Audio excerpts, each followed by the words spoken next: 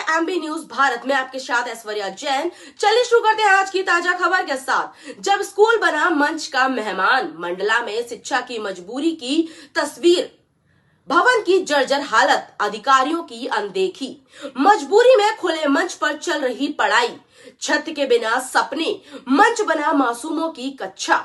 ये आवाजें हैं उन सपनों की जो हर सुबह बस्ता उठाकर स्कूल चले जाते हैं, पर ये स्कूल किसी इमारत में नहीं, एक रंगमंच पर है, जहां दीवारें हैं, छत बस कुछ बच्चों का हौसला है, लेकिन अध्यापकों की मजबूरी है। स्कूल की छत जर्जर स्थिति में है, जर्जर स्कूल भवन, टूटी दीवारें और फिर रंगमंच पर बच्चों की क्लास।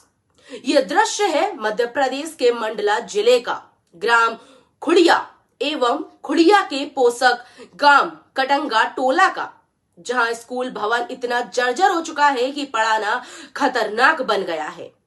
और इस डर ने इस गांव को एक अजीब सी मजबूरी में ला खड़ा किया है। अब शिक्षा मंच पर हो रही है, खुले आसमान के नीचे, हर मौसम के रहमो करम पर।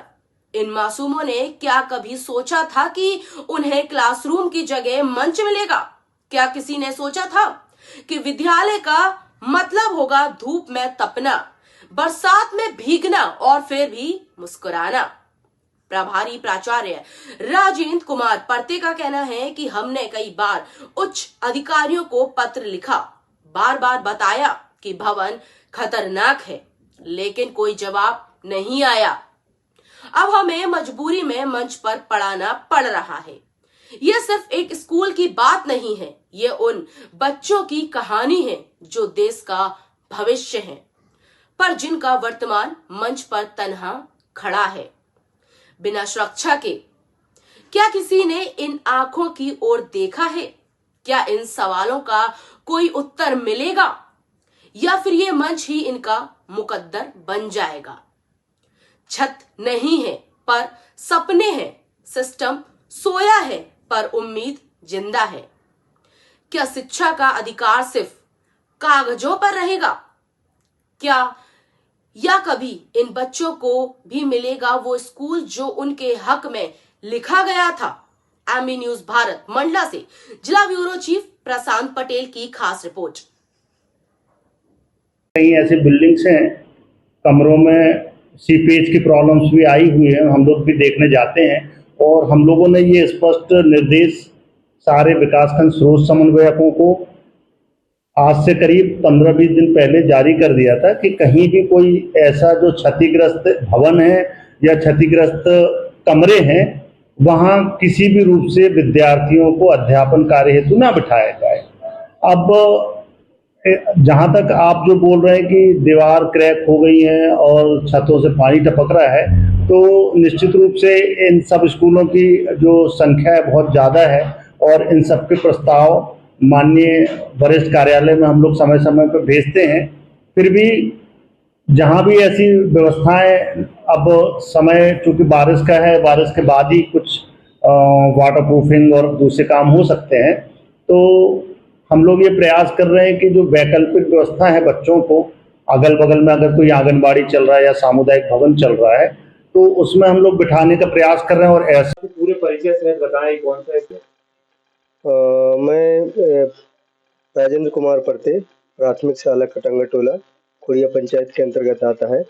ये ईजीएस भवन है जो 97-98 में जो संचालित हुई थे शिक्षा गारंटी शालाएं, वो वही बिल्डिंग है। ये बिल्डिंग जो है बहुत जर्जर है और इसकी छत जो है ये नीचे गिर रही है।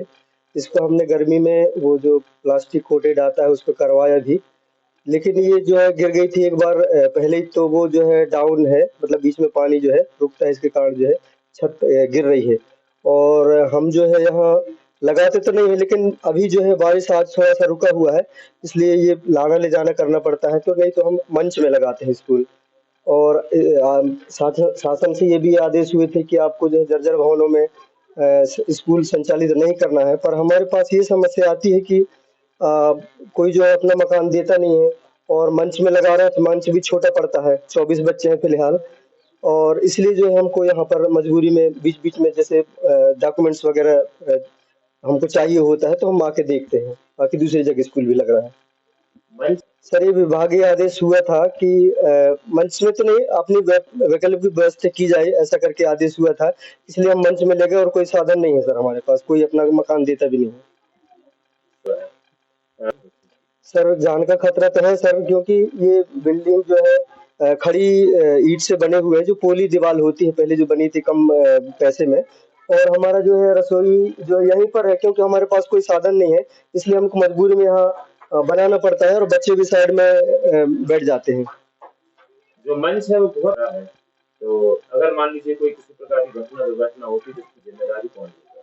सर इसके संबंध में जो है हम पहले हम आ जाते हैं स्कूल में, है सर वहाँ कचरागृह है, और जीव जंतुओं को बहुत खतरा रहता है, इसलिए हम बच्चों को पहले नहीं बुलाते, पहले हम आ जाते हैं, झाड़ू पोछा करवाते हैं। गोबर भी रहता है सर, आज गोबर साफ करवाया है, मैंने खुद किया हुआ है, बाथरूम भी था, और उसको जो है पानी भरा हुआ था, उसको साफ करके फिर पट्टी लगाया सर। इस तरीके की व्यवस्था है हमारे पास सर। क्या आश्वासन मिला है आपको विभाग से? विभाग से सर ये है कि हो जाएगा। अब मेरे को तो थोड़ा सा जैसे हमारे विभागीय लोग आए थे, वो गर्मी में मेरे को बोल रहे थे कि आप कुछ काम नहीं करवाते सर। थोड़ा सा पैसा आता है, उसमें हम साल भर का मेंटेन करते हैं।